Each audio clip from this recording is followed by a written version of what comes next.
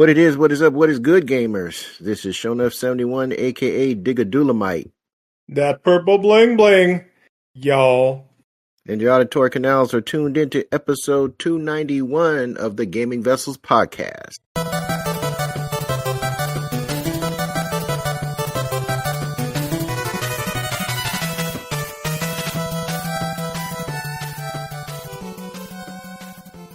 And as usual, I'm not in the digital studio alone. Along with me, got my partners in crime. First on deck is Dez, a.k.a. the Bay Area Terror, a.k.a. the High Res Hater. Hi, everybody. A.k.a. the Cat Daddy, a.k.a. that gamer stepdaddy. What's going on? Hey, not much. I was thinking about that. I think I'm a high res lover now. You know, because the Switch 2 came out solid 60 frames. Is it? I'm sure some games. But I'm feeling the love. I'm feeling the love. So yeah. So I'm here. That TV, you're not. No. Shut up. That TCL is yeah. Hey, it's paying the bills, all right? So leave it alone. Leave it alone. You'll be loving more once you upgrade, sir. You'll be loving. Yes. You'll be loving more. Bliss. Yeah, if I happen. Yes, of course. Of course, our show is a no-go without Trader Joe, a.k.a. Jabroni Chief. Yeah. But you might also know him as the Food Max of Gaming, who can maximize your gaming dollar. What's going on? Hey, not much. Just got back from Desmond's over the weekend, and we hung out. We went to go see a rock show, and we saw Coheed and Cambria live in concert. So it was a lot of fun. I really enjoyed. Yeah. Really enjoyed playing it. Seeing it. And you know, one thing I was looking at in my email, and I was like, kind of when I got back home, is that GameStop sent out the cattle call. Hey, we're looking for games, most wanted games. And I looked at those values of their most wanted game trade-in prices. I am not going to trade in another game to GameStop ever again. That's how bad it works. Don't say that. Don't say that. I know. What's that old Romeo Void song? Never say never. So never say never, sir. You know, maybe on a one-off occurrence, but yeah, it's like, you know, we need these hot games, and they're like, you know, barely like tipping over a certain threshold. Like, I have an extra copy of Cuphead for PS4 that I was like looking to trade in, and even with their hot price, it was like $10. It's like, come on, get out of here with that crap. I'll keep my extra copy and you know, have it as part of the collection. It's like, you know, get out of here with that trash. So, you know, unless I have like some graded cards to trade in at GameStop, that's pretty much no go. So, no go. Oh, they take no cards. Go. Oh yeah, no, they like Pokemon or Magic. You got it. Anything graded 8.0 or above, they will take and trade and give you an extra 20% or whatever crappy price they give you for those. So they give you more for cards than they do for games, is what we're saying. They're trying to build it up now. Trying to be a card dealer now. They're chasing everything now. They're chasing everything. Yeah, I mean, if it's not crypto.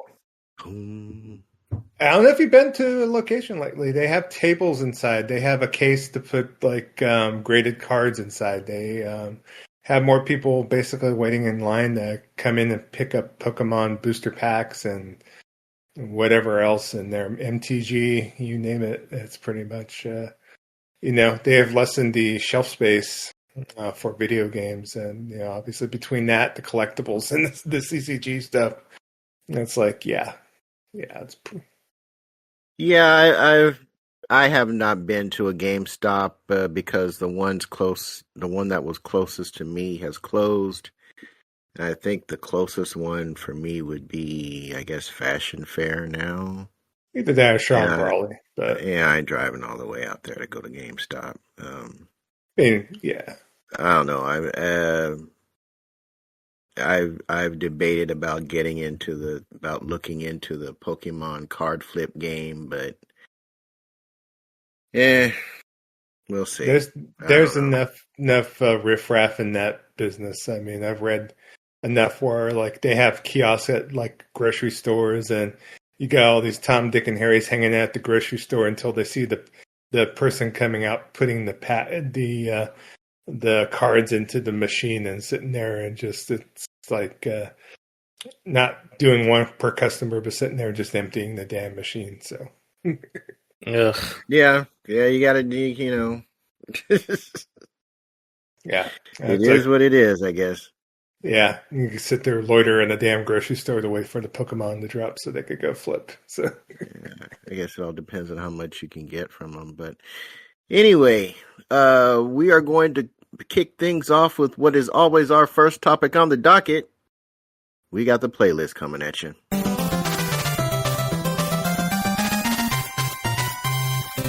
So let's kick things off with Dez. What you been playing, man? What have I been playing? Yeah.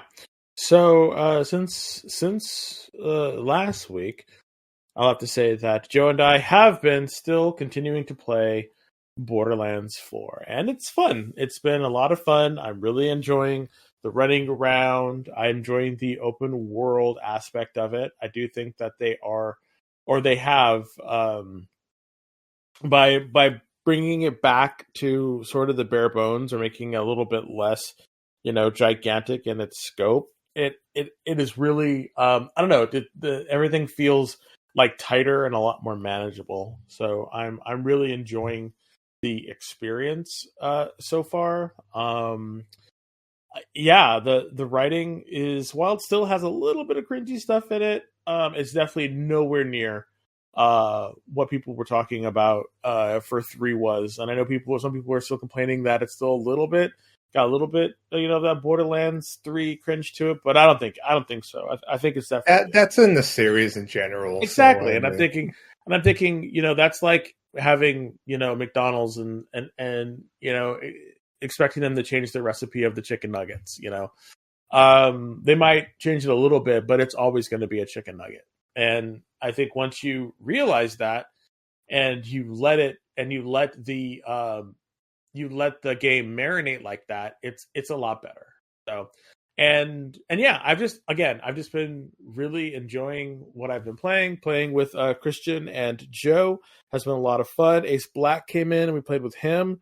So yeah, I'm liking it. I'm really enjoying it, and I have not had any problems with my PlayStation 5 version. So I know people are still kind of split about it. Some people are having really good experiences. Other people are having really bad experiences. My experience has been solid. So I don't know what they're talking about. Well, PC, they're suffering from shader compilation on because of Unreal Engine 5, and then there is a memory leak on the all console versions of the game that includes Xbox Series S, X, and PS5 Pro. Basically, your frame rate will start dragging the longer you play, meaning that what they're recommending that you do is exit out of the application when you get done playing on there. If the frame rate gets excessively bad, then just save, quit, and go back into the app, and I'll take care of things. So. I haven't had any of that problem, but then again, I actually exit all the way out, so I don't know. Yeah, I never leave my apps or games paused and just shut down that way. So not who I am. So in any case, I've been having fun with it. I'm enjoying it. While Joe was over, we did play split screen. Ooh. And that was very, very interesting. I honestly had no problem with it. Joe, being the horde loot goblin that he is, was like, I don't like this. I can't see nothing. And I'm like, Joe, it's okay, Joe. And he's like, no, you don't understand. And I'm like, don't put words in my mouth, sir.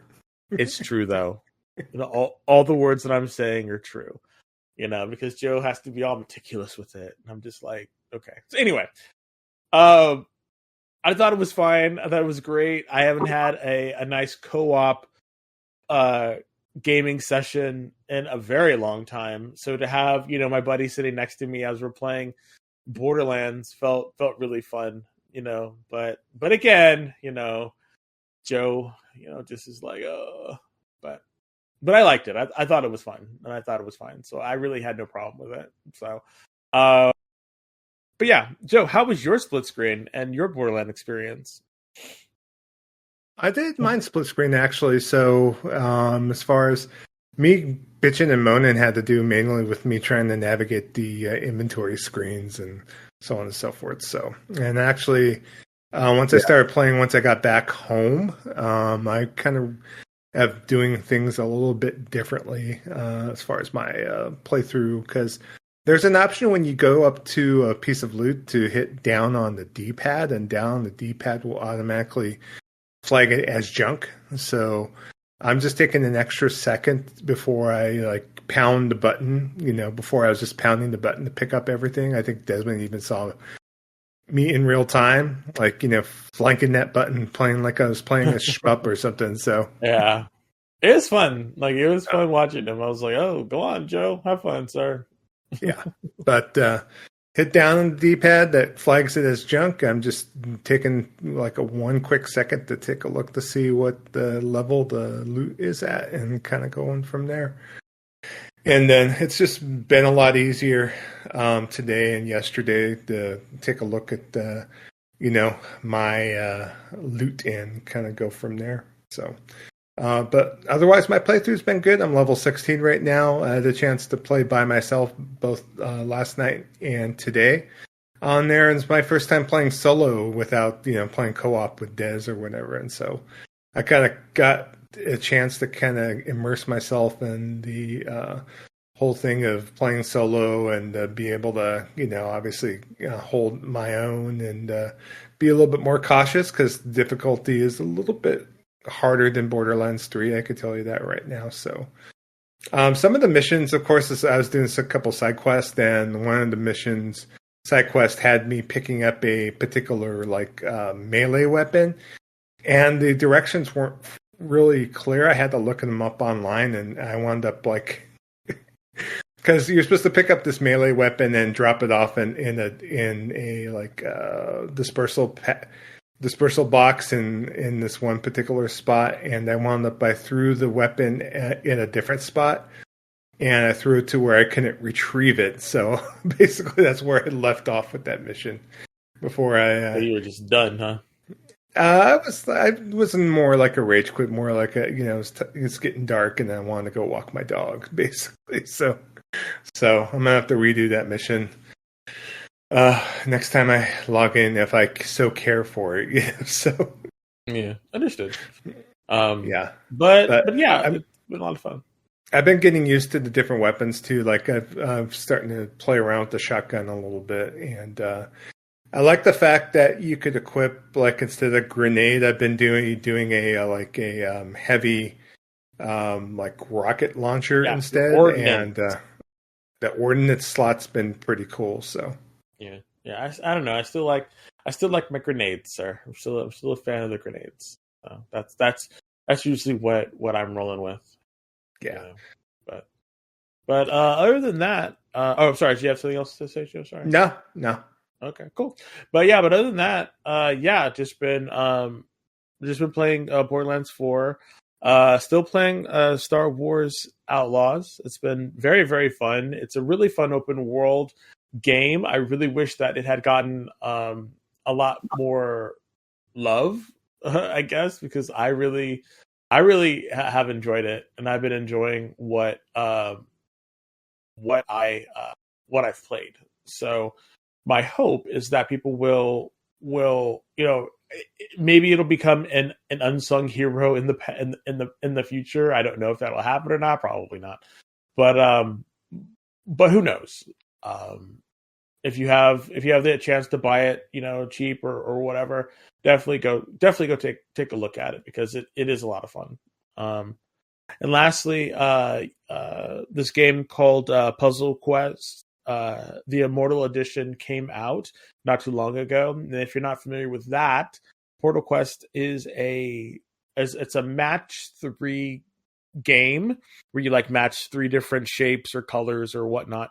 But they built a whole role-playing game around it with like equipment and stat blocks and different classes and spells and attacks that you use by having a certain amount of energy.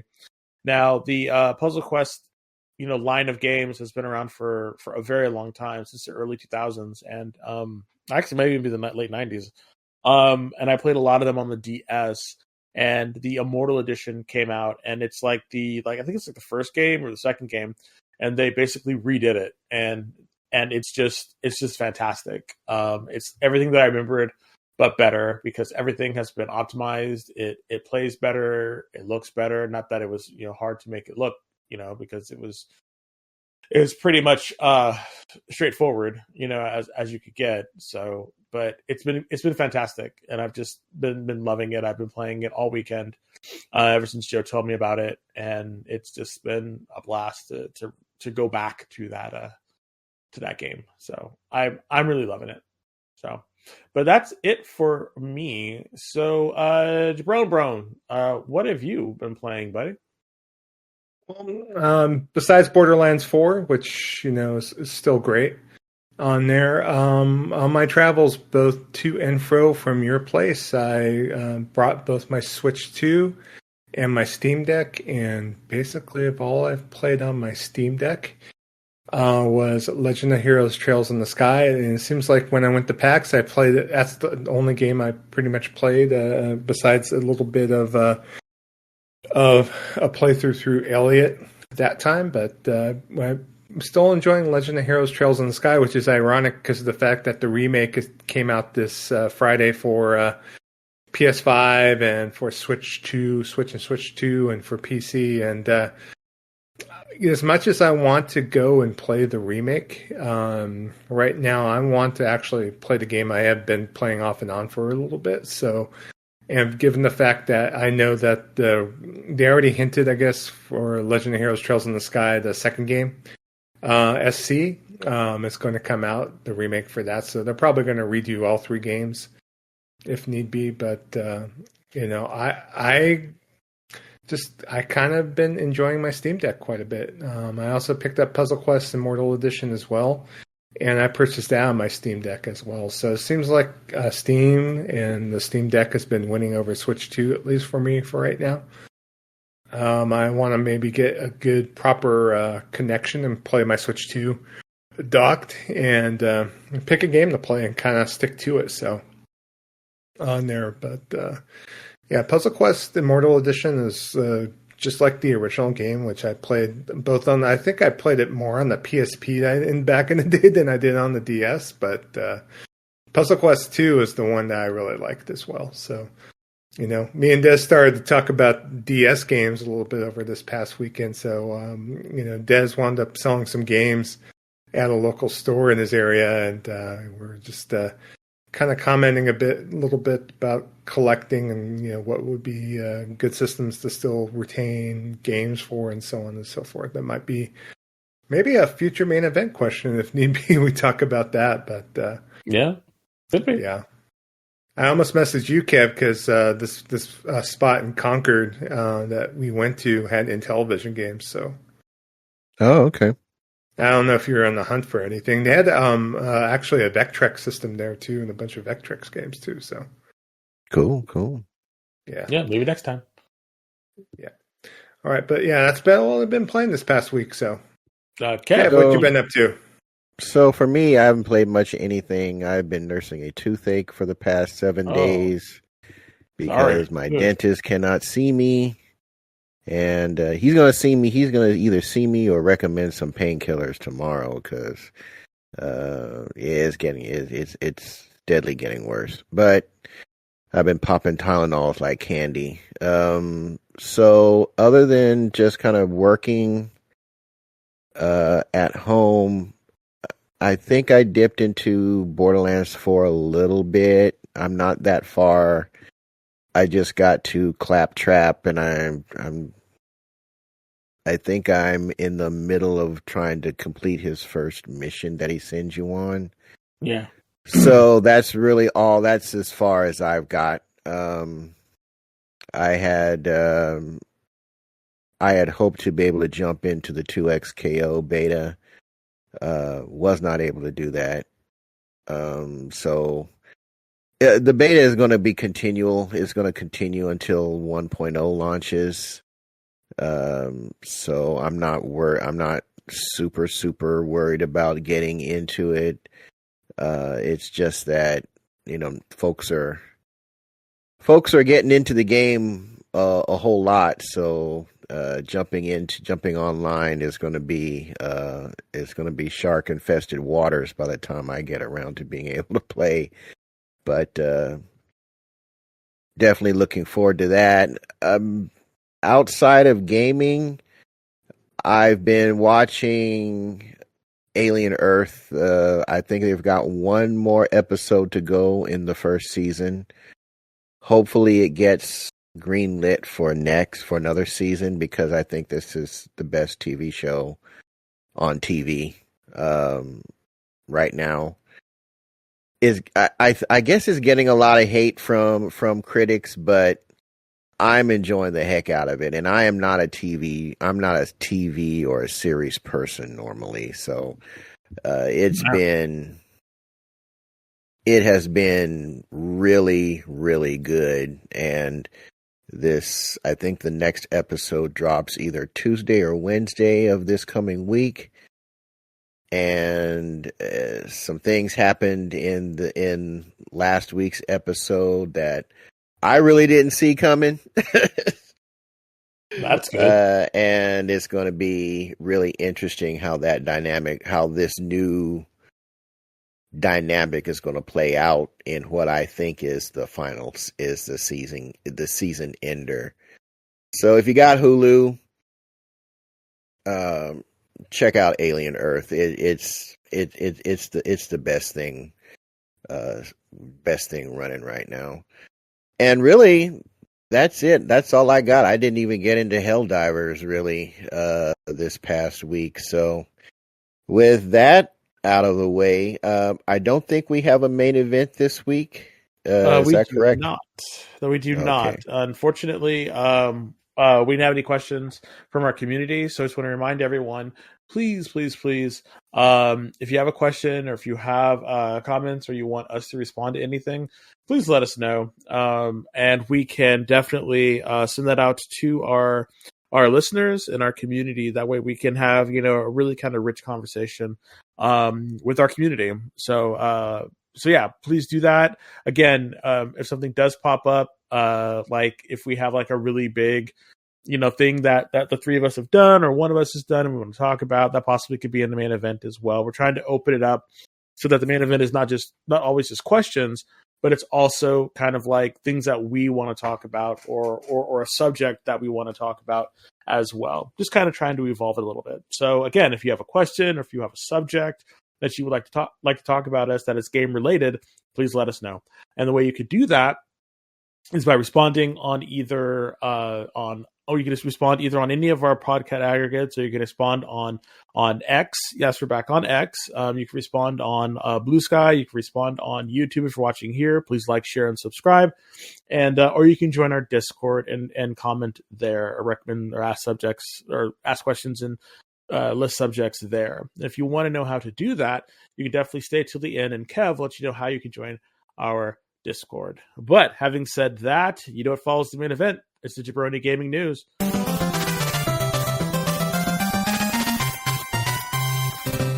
right, thank you, Des. You're welcome, sir. All right, first thing we want to talk about this episode. Unfortunately, the leaders at Microsoft have increased the price of the Xbox Series consoles in the United States once again. So on October 3rd, following a global price increase that occurred back in May, they are increasing the price of both the Series S and X again. They're citing changes in the macroeconomic environment, quote unquote, as its reasons for the increase. So Xbox Series consoles have increased by $20, and so if you want to buy an Xbox Series S 512 gigabyte system, you are now going to pay $399.99 on there. If you want an Xbox Series S 1 terabyte, $449.99. That's an increase of $20. Xbox Series X Digital, the discless edition of that system, is going to increase to $599.99. A regular Series X is going to be $649.99. And then the Xbox Series X 2 terabyte Galaxy Black is now going to run you not $799.99, $800 for a 2 terabyte Xbox Series X. So that's a $70 price increase to that. So yeah, I don't know if Microsoft is really competing anymore. It just seems like they're not willing to absorb any of the additional costs that it might take to continue to put consoles out there. I haven't seen a lot of Xbox consoles out in the wild anymore that much. I've made comments before talking about that the usual most retail Xbox kiosks or lock cases at like Walmart, Target, and whatnot pretty much is pretty empty because no one's like putting any physical games out, or retailers are not stocking said physical games for the Series Xbox Series S or X. Obviously, Series S can't have physical games because there's no disc slot on it, so it's just yeah. I don't know, but yeah. Well, we talk about basically reading the tea leaves and whether these tea leaves kind of tell you that. And there was a tweet from Jason Schreier of all people on Blue Sky, or I should say a what do you call them? Skeets on Blue Sky? Yeah, I think it's a skeet. So, sure. But he was commenting the fact that bad terminology there.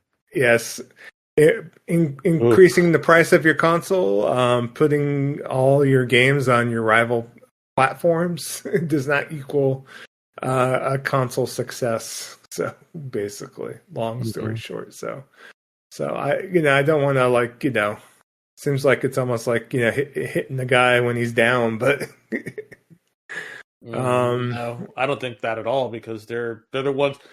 Like, you ever see that meme where the person's on the bicycle and he puts a rod in his front wheel and then falls? Like, this is like, I mean, I guess that's not really. I don't know what's going on. It's macroeconomics. It costs more to make gifts and to get our stuff back. So we're gonna pass those savings on to you, and so that's kind of what's going on. So that's kind of where we're at in this crazy ass world right now. Yeah, I mean, back in May, the European price of the consoles went up, and so this is basically carrying over those same price increases. So I don't know what else we could possibly say about this. I just, hopefully Nintendo and PlayStation will obviously do what's best for their business and decide then from there, if they need to increase the price of their consoles. There was a recent story that PlayStation was scaling back the memory of the digital PlayStation 5 from 1 terabyte to down to 825 gigs on there. So, these companies will need to do what they need to do. They could do the Nintendo thing and just increase the price of the software and the amiibos and everything. So, but I'm sure. But I don't see where Microsoft can increase the price of software or accessories, so for one, they're not selling any physical software for the most part, anymore. And were they going to increase the price of Game Pass? I don't think they could do that. I doubt they're going to do that. Yeah. So, and it's kind of funny. People were commenting the price of Xbox went up. What? The price of my Amazon Fire Stick went up? It's like yeah. Kev, do you have anything else to add to this wonderful quandary of news story about Xbox? Not really. I think maybe one of the things that Xbox is getting people ready for is their what their closed box PC console, or their PC console, whatever this device that they're supposedly working on that's going to unify your games library across all the PC storefronts that they're supposed to be working on. And I think that's going to be a device that's going to be ultra expensive, because it's obvious that they're not competing in the console space anymore. And I'm expecting this PC crossover device to be one of those Asus ROG type things that some boutique PC builder is going to build it, and they're just going to slap an X on it and call it a day. And it's going to be priced as such that it's not going to be competing in the traditional console space. So I think part of this might be them getting folks ready for the idea of paying upwards of $700 for an Xbox when that new model comes out. But I could be wrong. I don't know. They should just cut everything and just be a publisher. Just be like EA and Activision and just produce games. But for whatever reason, they want to maintain. I'm not even going to say 1 foot in the console space. They got like the pinky toenail in the console space with what they're doing right now. So who's to say? Well, to see if they come and with the last hurrah, or something where it will be something to where this is their Hail Mary or not. I don't even know if there's room for another Hail Mary or not. So this isn't a Hail Mary. This is a what the fuck. I mean, in my opinion, it is the corporate WTF. We're just gonna do it this way and see what happens. We're making money, putting software everywhere, and we're going to satisfy whatever section of the gaming consumer base that is still Xbox focused or Xbox centric. Those folks that have not migrated over to PC or have migrated over to PC partially, but are still hanging on to Xbox consoles for whatever reason. And this is what they've come up with. So it's interesting to watch this play out, if nothing else. We'll see what happens when the Xbox Ally PC handhelds come out. I mean, don't know if that's going to give them a little bit of momentum, but we'll see. We'll see on there. So, all right. And other news, there's not an announcement, but leaks regarding an Assassin's Creed Black Flag remake on here. So pretty much they have not confirmed existence of this as of yet, but more information has leaked. So the game is looking at a March 2026 release, according to Jeux Video magazine, which is a French publication that is known to have quite a few leaks previously. So on here, but they said that they're confident this target would be reached, but they're not entirely it might be pushed back from the March 2026 date, depending on how much work was left to be done. It's reported that Ubisoft Singapore, which worked on the battle element of Black Flag and went on to develop Skull and Bones, is leading development on the remake, with support reportedly coming from other studios such as Ubisoft Bordeaux, which is the lead developer on Assassin's Creed Mirage, and Ubisoft Belgrade, on here. They're also reporting that present-day sections from the original Black Flag are being removed. So basically, you don't have to go back and play in modern day like most Assassin's Creed games. It's basically all going to be all pirate era content in the game. So it's all pirates all the time.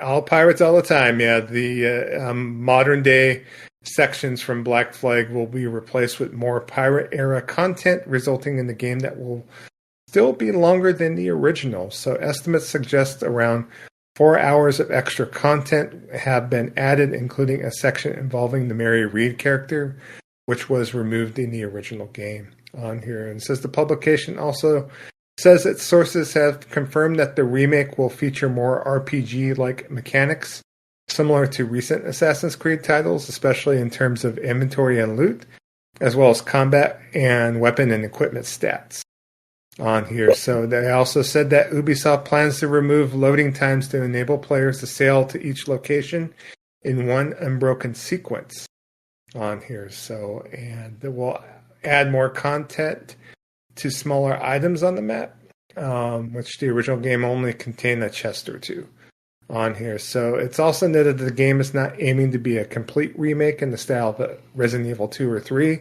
nor it's a simple remaster. It's claimed that the remake will use the latest edition of Ubisoft's Anvil engine, which was used for Assassin's Creed Shadows, and will look better than the original, but publication warns that players shouldn't expect current gen systems to be pushed to their limits on here. So,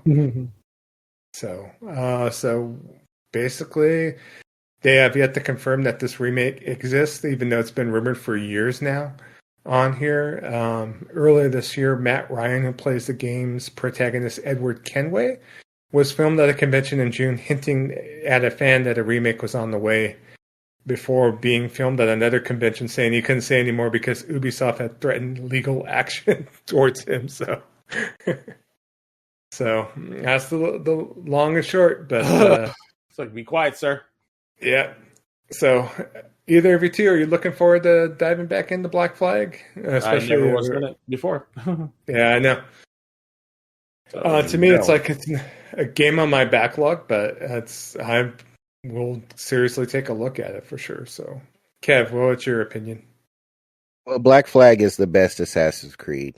What I am not liking is this RPG elements, adding skill levels to the equipment and the enemies, because that's exactly why I walked away from Assassin's Creed Shadows. I got to a point where my gear was not strong enough to complete the main story. And I didn't feel I should have to go and hunt and dig and grab some higher gear just to continue the main story. That's where AC Shadows lost me. So that is somewhat concerning to me, but as far as the Assassin's Creed games go, Black Flag is the best one. It took the best of the Ezio trilogy and compressed those gameplay mechanics into pretty much a well-oiled machine based off the traditional Assassin's Creed playbook. And I think that's why I like it. Also, I liked the ship combat in that game. I know some people were kind of indifferent to it. I enjoyed it. I'll be getting it. And I won't say it's a day one, but depending on what else is out or what else I will be playing at the time. But it's definitely a game I will be adding to the collection. All right, good deal. So we'll have to see once the game does formally get announced, and it might be something to where I have a bunch of Assassin's Creed games in my backlog. So, I mean, it's just the point of me maybe picking one game and going for it. But, this game is definitely something that I know from talking to you, Kev, and remembering your impressions of the game, that something I might want to give a shot. So it's very good. It's very good. All right, next news story, just to talk briefly, but keep you updated on Marvel Cosmic Invasion. So They're like leaking confirmed playable characters. So publisher.emu and developer Tribute Games and released a new trailer that confirms that both Black Panther and Cosmic Ghost Rider are both playable characters on there. So Cosmic Ghost Rider, wow. Yeah, so I didn't even know Cosmic Ghost Rider was an actual character, but basically, I guess this is the Ghost Rider that was transformed by Thanos, I guess, right? I think so. I can't remember. I didn't read it. All I know is the Cosmic Ghost Rider is Frank Castle, too, from what I understand. Oh, really? Yeah. Yeah, according to the article, yeah, this is from Gamatsu. It says the deadly incarnation of the Punisher, who was transformed after signing a pact to avenge Earth's devastation at the hand of Thanos. So he's not transformed by Thanos. He was transformed to fight Thanos, and he basically goes on a rampage and starts mollywopping everybody. So yeah, there you go, everybody. Have fun. So Punisher is not confirmed, but Cosmic Ghost Rider is confirmed. So no, that's Punisher. No, I know, but the character, the Punisher, is not in there. It's Frank Castle as Cosmic Ghost Rider. So. That's so silly. Like, I look at it and like I'm trying very hard to be like, oh, that's cool, but at the same time I'm like, wow, really? Well, okay. I mean, whatever. I see Nova's in there too, which is kind of cool. Well, Nova I can understand. Nova sounds really kind of cool, but like, really? I mean, what other Marvel cosmic characters would you want to be included in all this? I don't know. Isn't because I think Quasar's in it, right? Quasar would be great. Any of the Guardians of the Galaxy, we got Rocket. Where's Groot? Yeah. So I mean, you think they'll like maybe throw some Inhumans in there or something?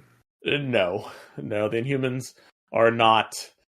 Yeah, people don't. Marvel does not like the Inhumans anymore, so they have completely pushed them away, and they're moving them into villain territory. So that sucks. Yeah.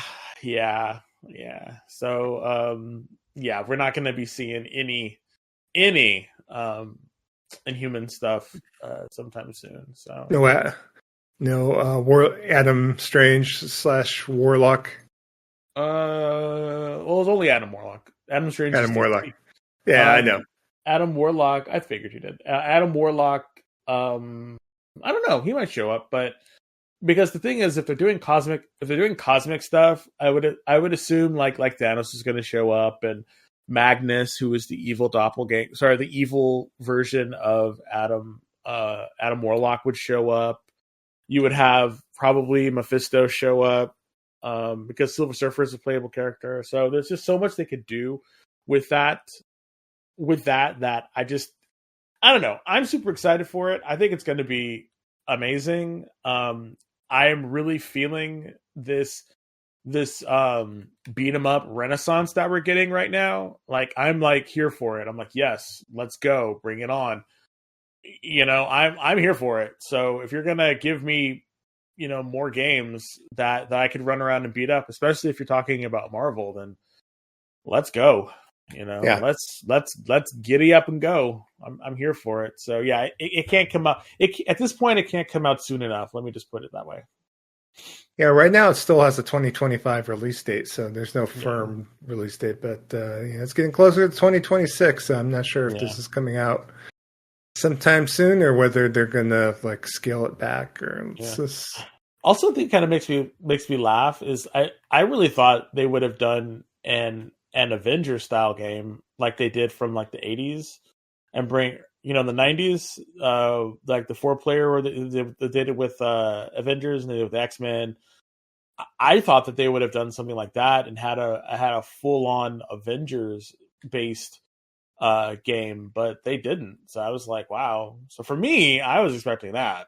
What would be cool is a Secret Wars game. I think that would. That's what I mean. Yeah, something like Secret Wars, or the reason why I'm saying Avengers is because Avengers have been around so long, and the roster of characters who have been Avengers is just insane.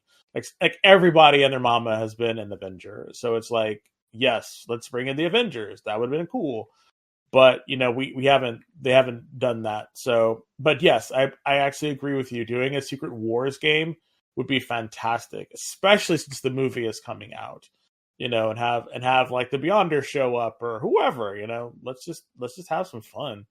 I'm super excited for it. Like I cannot wait. This is like one of my games of the year. Seriously, I haven't played it yet, and I know it's going to be super dope. So, yeah, sign me up. Are you looking forward to this too, Kev? I know you're a beat 'em up fan, so Yeah, it looks good. Yeah, I'll be playing it.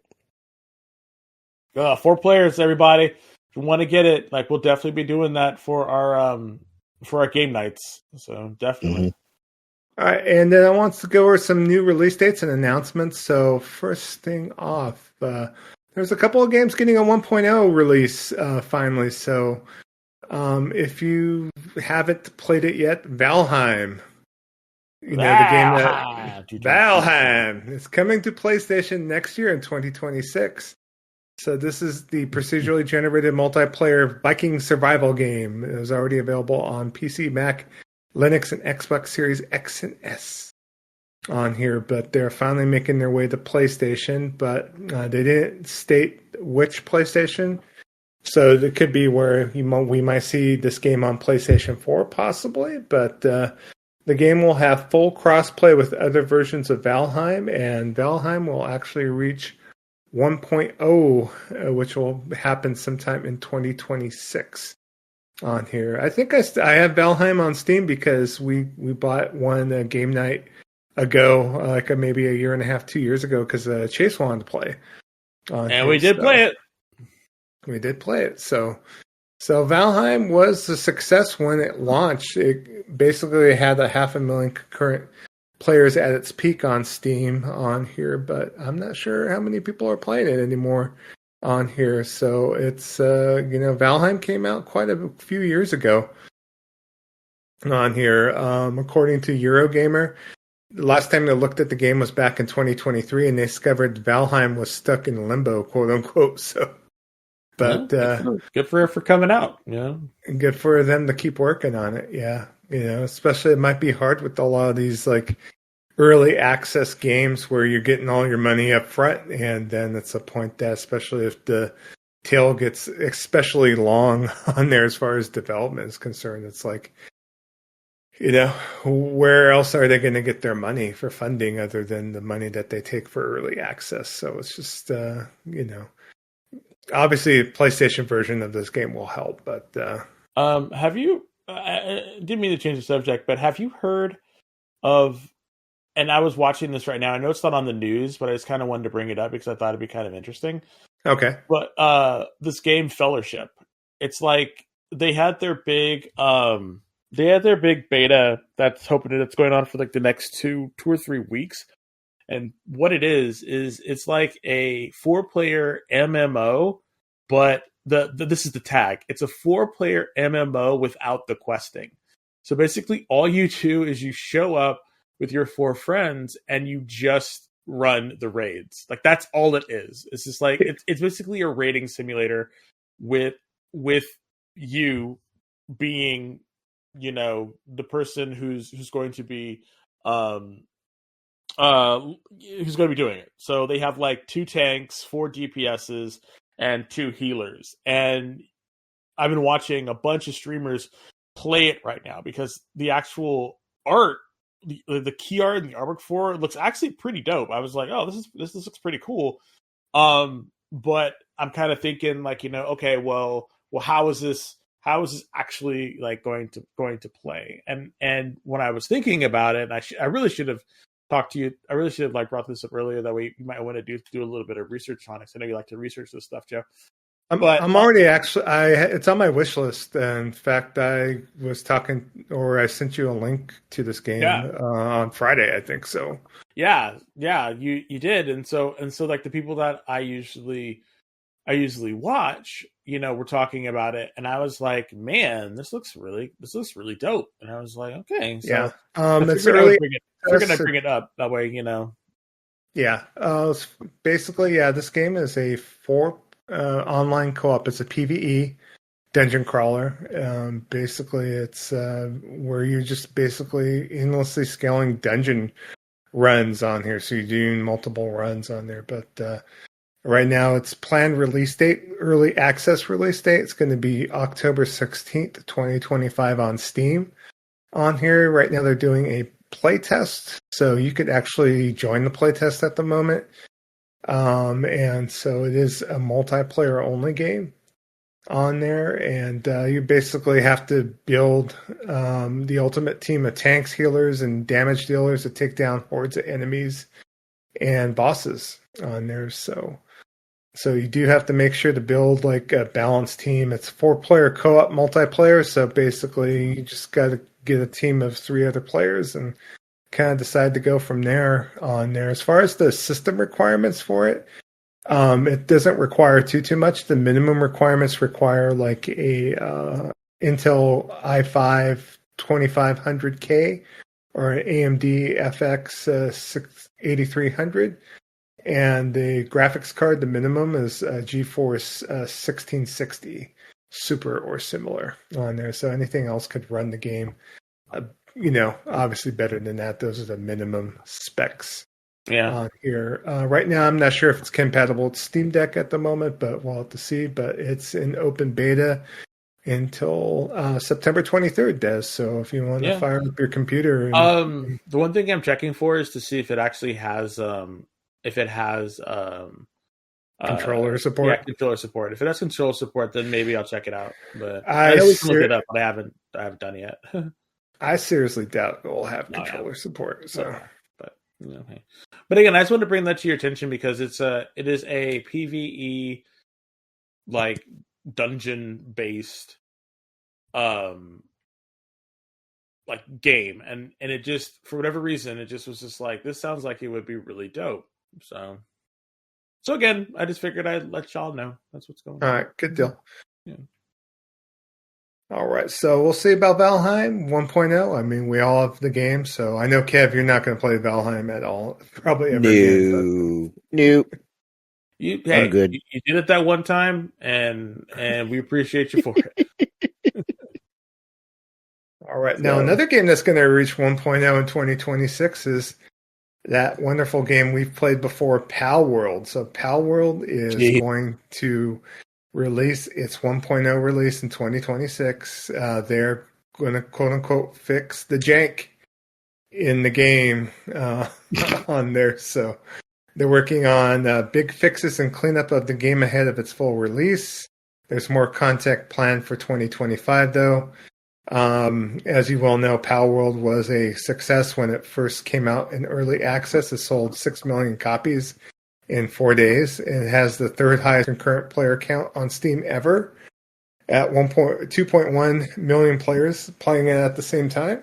Damn. But the company has been rocked by an ongoing lawsuit when Nintendo has made changes to the gameplay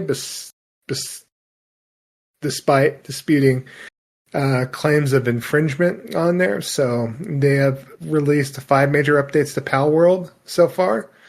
So they added new elements to gameplay like raids. So they have raids in Pal World, Des, just in case you want to go back and play.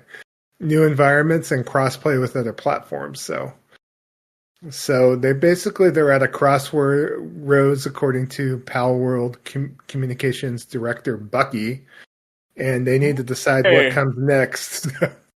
Beyond just adding new content, he says, there's also cleanup that needs to be done before Pal World can exit early access. It's no secret that Pal World has a lot of quirks and jank, and we want to take the time to properly address those before releasing the game. So that's a quote from the developer. They're going to get rid of all the jank and quirks. So. I don't know what that is. You mean is janks? Is that another word for copyright infringement or jank? It's janky. But that's what I mean. Is that another word for copyright infringement? I guess so. I don't know. And that's thievery. I don't know. Whatever. For you Pal World fans, Pal World 1.0 is coming. So okay. I don't know if any of us are going to be playing Pal World. Probably not. So. The sad thing about it, the 100% sad thing about the whole Pal World debacle is if they had just not been greedy thieves, I think that it would have been fantastic. Seriously, like if they'd have just was original, if they were just original with their design choices and didn't literally, do control, cut, and paste, they would have had a fantastic game and not been marred by all this. But no, they chose to take the easy way, and this is what happened. And I'm just like, ugh. It's just, ugh. But this makes you want to play Pokemon. Yeah, exactly. It just makes you want to play Pokemon more. So that's why I'm like, okay, well, I'll just play Pokemon now. Thank you. Bye-bye.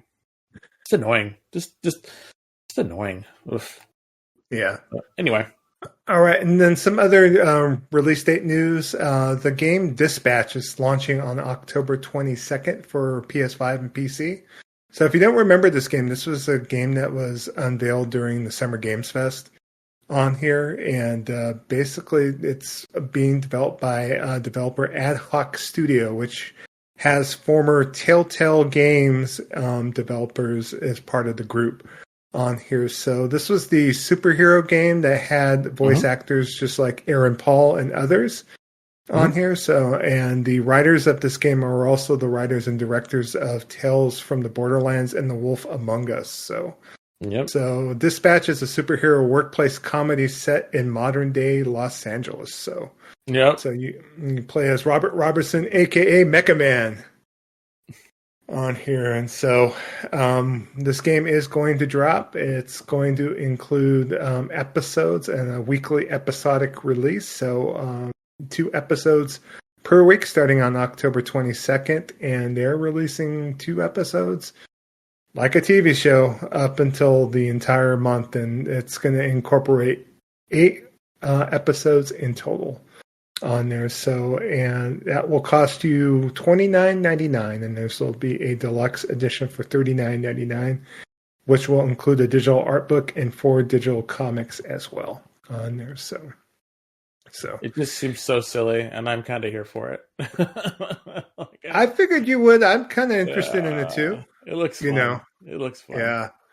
I've been following it since its inception. I've been following it, and so the fact that it's coming out and it's a real thing is just kind of silly. It's like someone literally said, "Hey, didn't they do episodes with Hitman?" Yeah, they did. Okay, let's try this. And so they were like, "Okay," and that's kind of what we got.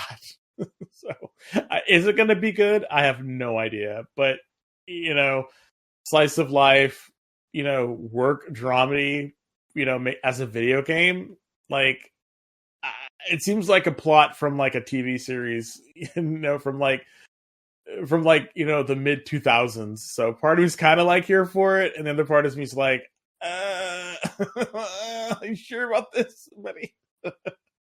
I don't know. So we'll see. I mean, I'm gonna watch. I mean, I'm gonna buy it and I'm gonna play it because it just seems so much fun. But at the same time, I'm just like, wow.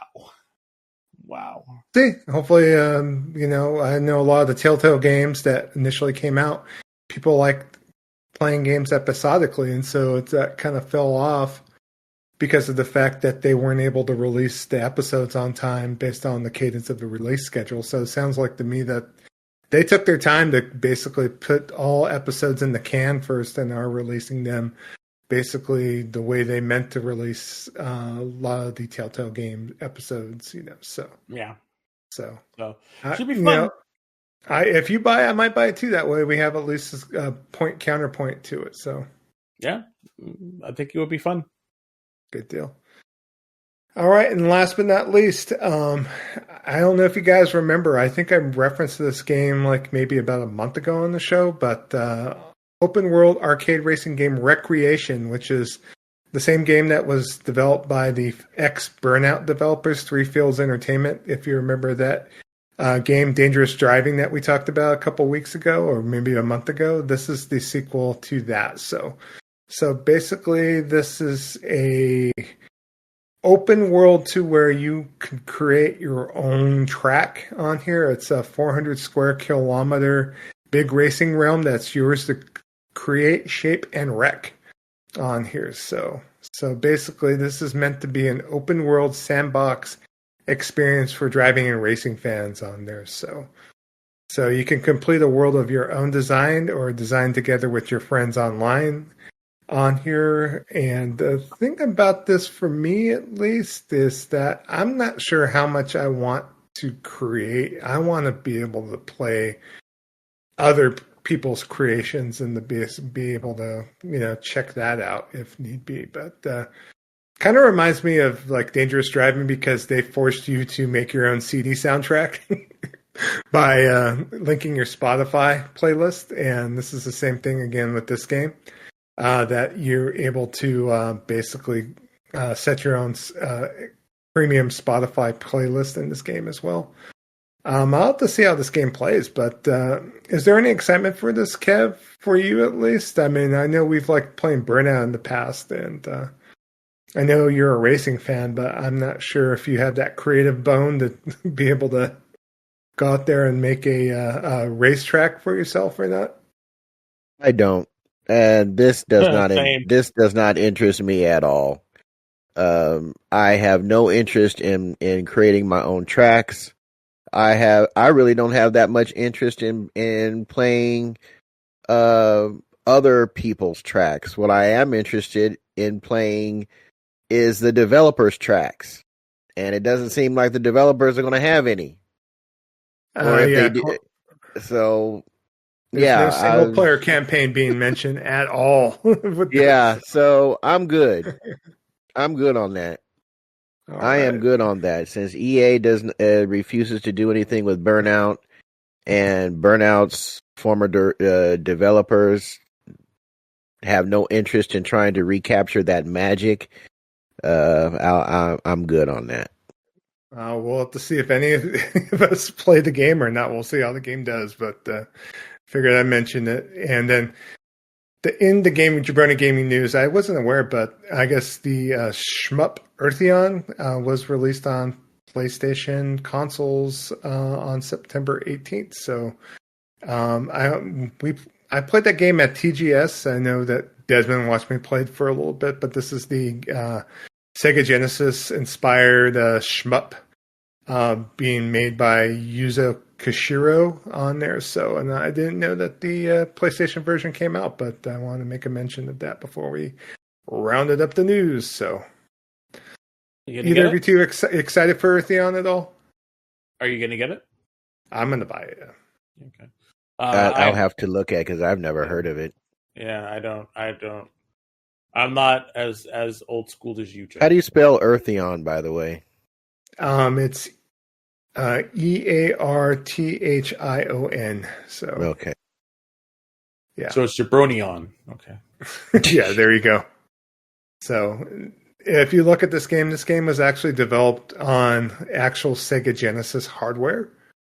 And if you're not familiar with Yuzo Koshiro, he was the developer that did the music for Streets of Rage 2 and 3, and he also developed games on the side. He did the Beyond Oasis game on Sega Genesis, which was an action RPG that was really pretty badass, and The Legend of Oasis on Sega Saturn on here. So, oh wow, I totally forgot about that game.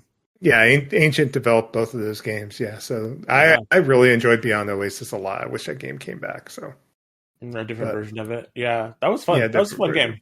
Yeah. So, but basically, if you wanted to go play an old Sega Genesis shmup, kind of like Thunder Force 3 and 4, this game is right in that same wheelhouse with Yuzo Koshiro music on the top. So there are physical versions of this, but the physical versions are unfortunately limited run game published. Okay. So I was thinking about getting the Super Deluxe Japanese pressing of this because they're coming out in I think the next 6 to 8 weeks. So I'm definitely thinking about importing, even though I don't know if Mr. President Trump will hit me with some tariffs on that business. So we'll see. So. Smart. All right. Well, that's Jabroni Gaming News for this episode, gents. Okay, game night. Well, we will be giving, what is it? We're still doing the 24-hour prior notice and we will be sending those notifications out on our social medias. You can catch us on Blue Sky. You can catch us on Twitter, the app formerly known as Twitter, currently known as X. And if you're interested in joining our Discord server to be part of those game nights, what you want to do is head over to one of those social media platforms that I just mentioned and look for @GamingVessels, GamingVessels. You click the link in the bio and you are in the Discord. We don't have any merch to hawk and we don't have a Patreon tier list to pay for. All we ask is that you just be a cool person that likes talking and discussing and playing video games, and I think you'll have a jolly good time aboard the Good Ship Gaming Vessel. So I want to thank everyone for hanging out, cooling out, chilling out without a doubt. Go over some of the gaming news this week. So thank y'all for hanging out for episode 291. So for Dez, a.k.a. the Bay Area Terror, a.k.a. the High Res Lover. That's me. A.k.a. the Cat Daddy, a.k.a. That Gamer Stepdaddy. And for Trader Joe, a.k.a. Jabroni Chief. Yeah. But you might also know him as the Food Max of Gaming, who can maximize your gaming dollar. I am Shonuff71, a.k.a. Digadulamite. That purple bling bling, y'all. And we'll be back next time, episode 292 for your ears. Peace.